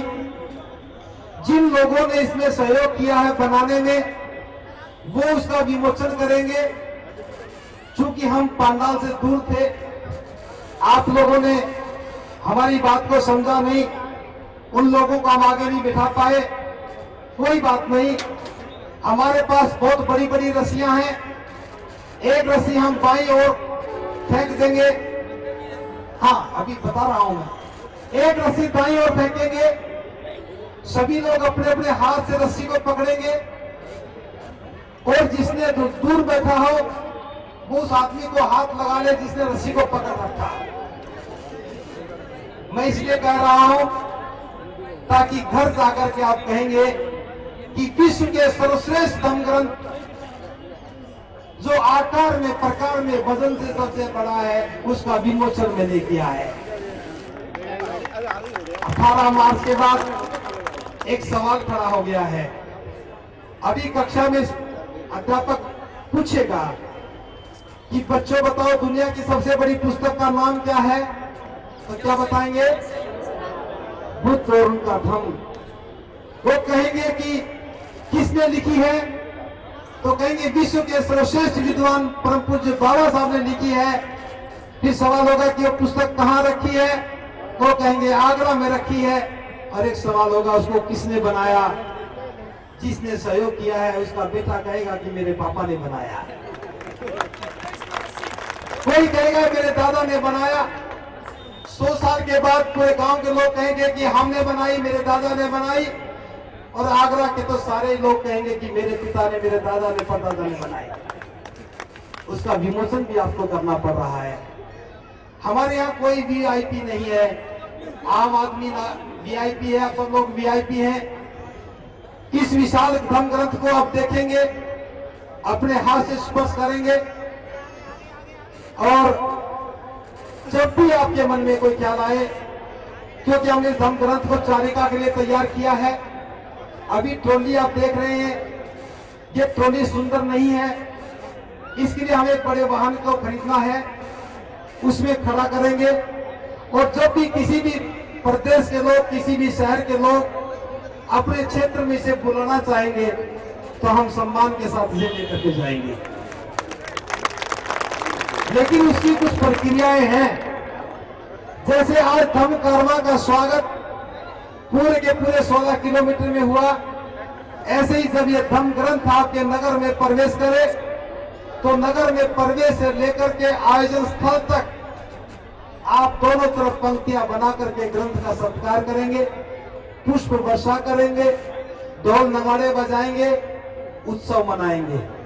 क्योंकि इसका मकसद ही यही है, ये ग्रंथ भी आपको बताएगा कि बाबा साहब ने लिखा है दुनिया का सर्वश्रेष्ठ धम्म ग्रंथ, बाबा साहब ने दिया है विश्व का सर्वश्रेष्ठ धम्म ग्रंथ, और बाबा साहब हमारे मसीहा है। तो क्या लगता नहीं कि ये हमारा ग्रंथ है? हर घर में होना चाहिए। आज हमने जिन लोगों ने इसमें दान दिया है, उसी पैसे में से 5000 धम्म ग्रंथ छपवाए हैं कागज पर, जिसका मूल्य मात्र 20 रुपया रखा है। आदमी ज्यादा है, ग्रंथ कम है, तो मैं निवेदन करता हूं जो व्यक्ति बहुत सारे पैसे लेकर के जेब में बैठे हो कि सस्ता मिल रहा ज्यादा ले जाए, ऐसा मत करना। 1, 2, 5 तक आप ले सकते हैं, 5 से ज्यादा मत लेना, क्योंकि हम चाहते जितने लोग यहाँ आए उनके घर में जाना चाहिए। बहुत सारी फोटो हम उसमें डाल नहीं पाए, क्योंकि आखिरी दौर में किसी ने फोटो व्हाट्सएप पर भेज दी तो नाम नहीं भेजा, किसी का नाम आया तो फोटो नहीं आई, बहुत से लोगों को हम समझ नहीं पाए, पहचान नहीं पाए, तो फोटो कुछ अस्त व्यस्त भी है, इस ओर ध्यान मत देना। ये आप लिस्ट देख रहे हैं पंडाल के बाईं ओर दाईं ओर, इसमें उन तमाम दान देने वाले लोगों के नाम लिखे हैं। आप जाने से पहले इसे पढ़ करके जाना। अगर किसी के नाम में कोई अशुद्धि हो तो हमें बता करके जाएं, और किसी भूलवश किसी का नाम छूट गया हो तो वो हमें बता करके भी जाएं, क्योंकि आप देख रहे हैं उसमें एक कॉलम बचा हुआ है और हम इस उम्मीद में भी हैं कि ये कॉलम बचना नहीं चाहिए। जब इस कॉलम में और नाम लिखे जाएंगे तो हमारा इस धम्म ग्रंथ को गति देने के लिए वाहन भी खरीदा जा सकेगा। तो जो उम्मीद करते होंगे कि मेरा नाम आना चाहिए इतिहास में, जबकि हम सोच रहे थे कि इसको पूरा कर ले, फिर भी हमारे मन में ये भाव था कि बहुत से लोग सोच रहे होंगे वो छूट गए, इसलिए आज मौका है जो छूट गए हों वो भी अपना सहयोग देकर के इतिहास में नाम दर्ज करवाएं। आप मकान बनाते हैं, 20 साल के बाद टूट जाता है, जब आप दुनिया से विदा होते हैं तो उसका मालिकाना हक किसी और का हो जाता है, लेकिन आप दुनिया से चले भी जाएंगे, इसमें लिखा हुआ आपका नाम हमेशा के लिए अमर रहेगा। तो जिन लोगों ने इसमें दान दिया है उनको बहुत बहुत साधुवाद, उनके लिए ढेरों मंगल कामनाएं। लेकिन इसमें हमें सहयोग करेंगे, किसी का नाम छूट गया हो और किसी का नाम गलत छपा हो तो हमें सूचना दे दें। बहुत से लोगों की पत्नी का नाम नहीं लिखा है, और ये हमारी प्रतिबद्धता है कि हम पत्नी का नाम पहले लिखते हैं, फिर उसके पति का लिखते हैं, फिर उसके पति के पिता का लिखते हैं। तो 3 नाम हमें लिखने हैं, कुछ छूट गए तो आप लिख दे करके जाएं। और मैं अपने वक्तव्य को विराम देते हुए एक अनुरोध करके बात को खत्म कर रहा हूं। सभी व्यक्ति धम्म ग्रंथ को नमन करके जाएं, और जैसा भी आपका सामर्थ्य हो संविधान भी करके जाएं। आपका दिया हुआ संविधान धम्म को गति देता है, और धम्म गति करता है तो सबका जीवन संवरता है। इन्हीं सब बातों के साथ जिन्होंने भी दान दिया है, रास्ते में भोजन की व्यवस्था की है, अल्पाहार की व्यवस्था की है, इस कारवां को सुंदर बनाने के लिए कोई डीजे लेकर के आए हैं, और बहुत सारे लोग मैंने देखा आगरा में पहली बार 50 गांवों से, 50 मोहल्लों से कोई रिफाइंड लेकर के आया, कोई आलू दे करके गया, कोई आटा दे करके गया, कोई नमक दे करके गया। उन सबको बहुत बहुत साधुवाद और विशेष रूप से भगोली वासियों को बहुत बहुत साधुवाद कि पिछले 3 महीने से वो भी हमारे साथ कंधे से कंधा मिलाकर काम को करते रहे हैं। और मैं मीडिया वालों का भी आभारी हूँ, उन्होंने इस महत्वपूर्ण अवसर पर वक्तव्य को, इस कारवा को रिकॉर्ड किया है। इसको देख करके अनेक लोगों को प्रेरणा मिलेगी, ऐसी मेरी कामना है। तो सभी मीडिया बंधुओं को बहुत बहुत साधुवाद और आप सभी के लिए बहुत सारी मंगल कामनाएं।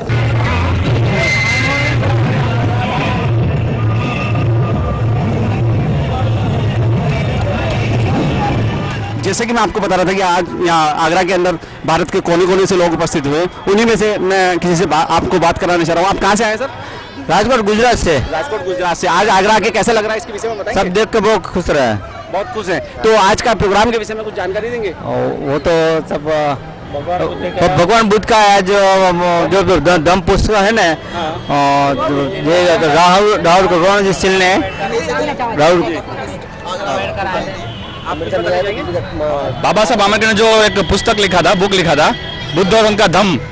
तो जो बुद्ध और उनका धम्म है, उनको स्टील की प्लेट जो है उन पे प्रिंट करके उनका एक बड़ा सा बुक बनाया गया है 9 बाई 5 फीट का।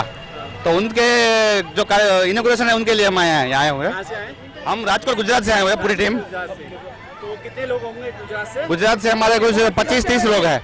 कि सम्राट अशोक ने जो शिलालेख लिखे थे वो पत्थर पे लिखे थे, ताकि उनका वो बरसों तक चलते रहे, कोई भी उसमें चेंज न कर सके। तो आज यही काम किया है वो बुद्ध, उनका धम्म स्टील पे लगा के कि वो बरसों तक वहीं का वहीं रहे, उसमें कोई चेंज न कर पाए और सबको ये बुद्ध धम्म का संदेश देता रहे आने वाले साल तक। बहुत बहुत धन्यवाद। जैसे कि मैं आज आपको बताना चाह रहा हूँ कि अपने दर्शकों को दिखाना भी चाह रहा हूँ कि आज आगरा के अंदर भारत के कोने कोने से लोग उपस्थित हुए हैं, उन्हीं में से एक व्यक्ति से मैं मिलाने जा रहा हूँ। सर, अपना नाम बताएंगे, कहाँ से आए? हम गुजरात से आए, कुमार बहुत नाम है हमारा, और धम्मभूमि से हम जुड़े हुए हैं। तो आज के प्रोग्राम के विषय में क्या बताना चाहेंगे लोगों को? आज डॉक्टर बाबा साहब आम्बेडकर ने 1956 में जो यहाँ घोषणा दी थी कि मुझे पढ़े लिखे लोगों ने धोखा दिया है, उसके बाद आज हम देख सकते हैं कि पढ़े लिखे लोगों के साथ आम लोग भी जुड़कर ये एहसास करा रहे हैं कि बाबा का जो सपना है वो आज पूरा होने की ओर जा रहा है। और वो भी हमारे श्रद्धेय बनते जी, डॉक्टर कोरोना सिल जी, राहुल के नेतृत्व में ये हो रहा है। उसके लिए उसको बहुत बहुत साधुवाद, धन्यवाद उसको। बहुत बहुत धन्यवाद। धम्म कारवा के आज के कार्यक्रम के मुख्य कार्यकर्ता और मुख्य भूमिका निभाने वाले परवीन वर्धन जी आवाज इंडिया टीवी पे मेरे साथ हैं, और मैं आज के इस धर्म कारवा के कार्यक्रम के आयोजन के विषय में उनसे बहुत सारी जानकारी लेना चाहूँगा, क्योंकि बहुत कम समय में उन्होंने दुनिया का इतिहास रचने वाला भगवान बुद्ध और उनका धम्म का जो आज विमोचन किया है स्टील के धातु के माध्यम से, जो कि विश्व में आज ये जाना जाएगा और इतिहास के पन्नों में भी दर्ज हो चुका है कि वर्ल्ड के अंदर अगर कोई धार्मिक पुस्तक आज सबसे बड़ी साइज की और सबसे बड़े वजन की है तो बुद्धा इस धम्मा है। तो मैं परवीन जी आपसे जानना चाहूँगा कि इतने कम समय में आपके दिमाग में ये सुझाव कहाँ से आया, ऐसा विचार कहाँ से आया कि आपने इतिहास रचने वाला काम किया? इस विषय में मेरे दर्शकों को थोड़ा सा बताएं। देखिए, ऐसा कुछ भी नहीं है कि हम लोग ये चाहते थे कि कोई इतिहास रचा जाए। हमारी इच्छा सिर्फ इतनी थी कि बाबा साहब डॉक्टर अंबेडकर जैसा चाहते थे कि बुद्ध और उनका धम्म जो है बौद्धों का मानक ग्रंथ बने, तो हम उसको एक मानक ग्रंथ के रूप में स्थापित करना चाहते थे। और ये जो विचार जब हमारे पास आया तो ये तकरीबन आज से 1.5-2 साल पहले ये विचार हमें मिला। और ये ऐसे ही सोचते हुए जब हमने देखा था कि गुरु ग्रंथ साहिब वगैरह ये सिख लोग रखते हैं, कुरान होती है जो मुस्लिम्स की होती है, बाइबल्स है जो ईसाइयों की होती है, तो उस तरीके से हमारा भी कोई होना चाहिए। और जब बाबा साहब ने रिकमेंड भी किया कि पूरे सब कुछ निचोड़ निकाल के बाबा साहब ने बुद्ध और उनका धम्म लिखा, तो वही हमारा मानक ग्रंथ भी होना चाहिए। और बाबा साहब खुद लिखते भी हैं कि बौद्धों का ये मानक ग्रंथ है, और अगर लोग इस पर आचरण करेंगे, बुद्ध और उनका धम्म ग्रंथ में जो भी लिखा गया है उस पर अगर धम्म के अनुसार ही आचरण करेंगे तो वो उनको उनकी सभी समस्त समस्याओं का समाधान उस ग्रंथ में मिलेगा। तो इस प्रकार से ये बौद्धों का मानक ग्रंथ होता है। और वर्ल्ड रिकॉर्ड जो बनने वाली बात है उसमें ये है कि जब हमने इसको प्लान किया तो हम इसको पेपर पे प्लान कर रहे थे। पेपर से फिर अपना सागर साहब हैं, भरतलाल सागर जी, तो उनके यहाँ से हमें आइडिया मिला कि जो है इसको हम मेटल पर कर सकते हैं। तो मेटल में भी कई तरीके की मेटल थी, ब्रॉन्ज पे करें, कॉपर पे करें, एसएस पे करें, किस पे करें। तो ब्रॉन्ज और कॉपर को हमने साइड बाय किया क्योंकि जो है उनकी लाइफ ज़्यादा नहीं थी और एटमॉस्फेयर जो चेंज होता है उसके अकॉर्डिंग उसका कलर भी चेंज हो जाता था। इस वजह से फिर हम लोग गए स्टेनलेस स्टील पे। और स्टेनलेस स्टील की सबसे अच्छी बात यह है कि एटमॉस्फेयर जो चेंज जो है वो उस पर इतना जल्दी इतना नहीं पड़ता है। और ये भी हमने ग्रेड भी 316L यूज़ किया उसमें, और 304L किया उसके उसमें कैबिनेट्स वगैरह में। तो और जब हमने देखा था कि जो सबसे बड़ी बुक है वो द लिटिल प्रिंस के नाम से है, तो हमने सोचा जब बड़ी बना ही रहे हैं तो फिर थोड़ा और बड़ी बना दिया जाए। और सभी साथियों का सहयोग रहा, बलवीर जी हैं, अपने राजू भाई हैं, और सभी साथियों का सहयोग इसमें रहा। और इन्हीं का हौसला था जिसकी वजह से हम लोग ये इतना बड़ा काम कर पाए। अगर अकेले होते शायद नहीं कर पाते। आज आपको ऑल इंडिया टीवी चैनल के माध्यम से देख रहे करोड़ों लोगों से आप अपना कुछ मैसेज देना चाहेंगे कि जैसा आपने एक अचीवमेंट किया है कि विश्व के सामने एक चुनौती आपने खड़ी कर दिया, आपसे लोग प्रेरणा लेके नई नई योजनाएं बनाएंगे कि इससे बड़ा भी कोई ग्रंथ हो या इससे अच्छा भी कोई और बनाने की कोशिश करेंगे। तो जैसा मेरा मानना है कि प्रवीण जी आपसे जो है आज करोड़ों लोग प्रेरणा लेंगे, तो उस प्रेरणा के माध्यम से उन लोगों को अपना एक छोटा सा मैसेज के रूप में क्या बताना चाहेंगे इस चैनल के माध्यम से? मैं सिर्फ इसमें इतना कहना चाहूँगा कि कभी भी हमसे कोई सवाल ये नहीं होगा कि हम कैसे जिए, लेकिन हमेशा हमसे अगर मनुष्य कभी कोई सवाल करेगा, मनुष्य जाति कोई सवाल करेगी, हमारे छोटे बड़े कोई सवाल करेंगे, हमारे बुजुर्ग कोई सवाल करेंगे, तो बस यही करेंगे कि हमने अपने आसपास, अपने अड़ोस पड़ोस, अपने समाज में रहने वाले लोगों के लिए क्या किया। अगर हम इस सवाल का जवाब ढूंढते हैं तो ये मेरे हिसाब से एक बहुत अच्छा जवाब होना चाहिए हर किसी के लिए। और इसी सोच के अनुरूप अगर हम लोग काम करेंगे तो सारी समस्याओं का समाधान हमें मिलेगा।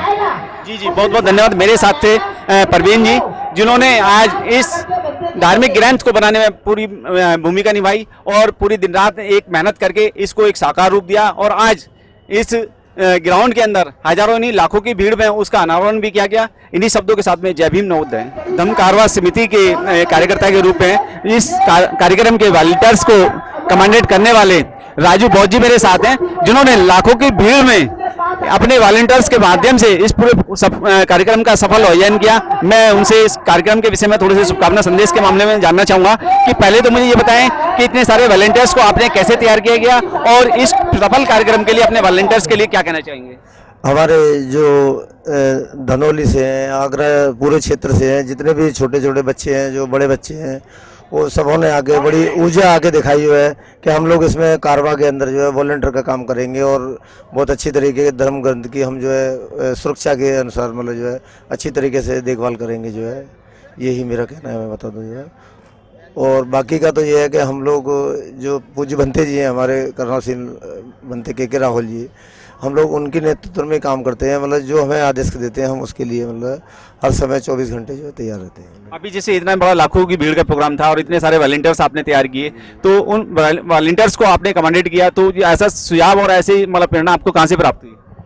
ये तो सब जो है सब तथागत की अनुकंपा है जी। मैं बता दूं आपको जो हमारे कर्नल सिंह राहुल जी हैं उनकी भी हमारे को प्रेरणा मिलती है और वो भी हमें सहयोग करते हैं, उसमें हम जो है इस तरीके से तैयारियां करते हैं। चलिए बहुत बहुत साधुवाद आपका। मेरे साथ थे राजू बौद्ध जी, जो यहाँ आज धम्म कारवां जो निकली है उसमें पूरे वॉलंटियर्स के रूप में उन्होंने जो है पूरी भूमिका निभाई। उन्हीं के मार्गदर्शन में सारे वॉलंटियर्स ने काम किया और इस सफल आयोजन के लिए उन सभी वॉलंटियर्स को उन्होंने साधुवाद किया, धन्यवाद किया। इसी के साथ जय भीम। धम्म कारवां कार्यक्रम के आयोजन में बहुत सारे कार्यकर्ताओं ने अपना बहुत सारा पार्टिसिपेट किया और बहुत सारी मेहनत के साथ में इस अचीवमेंट में सबने अपनी भूमिका निभाई। उसी भूमिका में एक महत्वपूर्ण भूमिका इस आगरा के बहुत ही वरिष्ठ समाज सेवी राजा बाबू बौद्ध जो है, जो हमारे पिछले करीब 5 साल से भी मित्र हैं और आज उन्होंने बनते के राहुल जी के मार्गदर्शन में इस धम्म कारवां के कार्यक्रम के आयोजन में अपना तन मन धन से सहयोग देते हुए और इस कार्यक्रम को सफल बनाने में अपनी महत्वपूर्ण भूमिका निभाई। आज उन्हीं की मुख से, उन्हीं के माध्यम से आज जानना चाहेंगे इस कार्यक्रम के विषय में। तो मैं जानना चाहूँगा राजा बाबू जी कि आज का जो कार्यक्रम रहा, और मैं कहता हूं कि उत्तर भारत में नहीं पूरे भारतवर्ष के अंदर मैं इतने सारे प्रोग्रामों में जाता हूं, लेकिन आगरे जैसा प्रोग्राम मेरे को कहीं देखने को नहीं मिलता। तो मैं जानना चाहूंगा कि ऐसे कार्यक्रमों की प्रेरणा आपको कहां से मिली और आप क्या कहना चाहेंगे इस विषय में? ये प्रेरणा मुझे पूज्य बनते करुणाशील राहुल जी के मार्गदर्शन में मिली। मैंने पूज्य बनते करुणाशील राहुल जी को बहुत ही नज़दीक से देखा और पूज्य बनते जी को देख करके मैंने चिंतन किया कि मुझे ये मेरे गौरव और गर्व की बात है कि मैं पूज्य बनते जी के मार्गदर्शन में ही धम्म का प्रचार प्रसार करूं और पूज्य बनते जी के मार्गदर्शन में जो भी दिशा निर्देश हो मैं पूज्य बनते जी के दिशा निर्देश का पालन करूं। ये सोच पूज्य बनते जी की सोच थी और पूज्य बनते जी ने 2 साल पहले जगदीशपुरा में ये धम्म कारवां का आयोजन किया था छोटे स्तर से। पिछले साल भी विगत वर्षों की भांति ये धम्म कारवां निकला था, लेकिन पूज्य बनते जी ने अपनी सोच को एक बहुत अंतर्राष्ट्रीय की सोच बनाते हुए प्रयास किया और सोचा कि हम समाज को या देश को कोई ऐसा तोहफा दें बाबा साहब का, जिससे कि देश के अंदर बाबा साहब का जो एक परिसंकल्पना थी भारत को बौद्ध धर्म बनाने की वो साकार हो सके। उसी परिसंकल्पना को देखते हुए पूज्य बनते के राहुल जी ने 3 महीने से अथक प्रयासों से रात और दिन की कड़ी मेहनत से इस धम्म ग्रंथ का निर्माण कार्य किया। पूज्य बनते जी की सोच थी कि विश्व का सर्वश्रेष्ठ ग्रंथ बुद्ध उनका धम्म और विश्व के सर्वश्रेष्ठ विद्वान पूज्य बोधिसत्व बाबा साहब अम्बेडकर और देश विश्व के सर्वश्रेष्ठ श्रेष्ठ व्यक्ति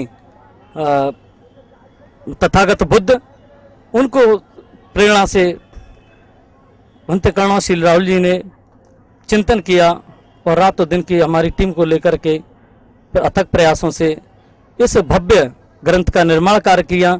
इस ग्रंथ की ऊंचाई 9 फुट 2 इंच है, चौड़ाई 5.5 फुट है, खुलने के बाद इसकी चौड़ाई 11.5 फुट है और इसकी मोटाई 2 फीट है और इसका वजन 2000 किलो यानी 2 टन है। और ये ग्रंथ मैं तो पूज्य बनते करुणाशील राहुल जी का और ऋणी रहूँगा और मैं जो पूज्य बनते जी ने आगरा को एक तोहफे के रूप में ये धम्म दिया है, एक विश्व का सर्वश्रेष्ठ धम्म दिया है, तो हम सभी आगरावासी पूज्य बनते जी के लिए मंगल कामना करते रहेंगे और उनके सहयोग के साथ आगे भी हम उनके साथ हमारी टीम आगरा की उनके साथ कार्य करती रहेगी। बहुत बहुत धन्यवाद। मेरे साथ थे अभी जो है आज के कार्यक्रम के मुख्य कार्यकर्ता राजा बाबू बौद्ध जी, जो पिछले कई सालों से आगरा के अंदर अपनी सेवाएं प्रदान करते आ रहे हैं समाज सेवा के रूप में। इसी के साथ में सर जय भीम नवोदय। साधु साधु साधु।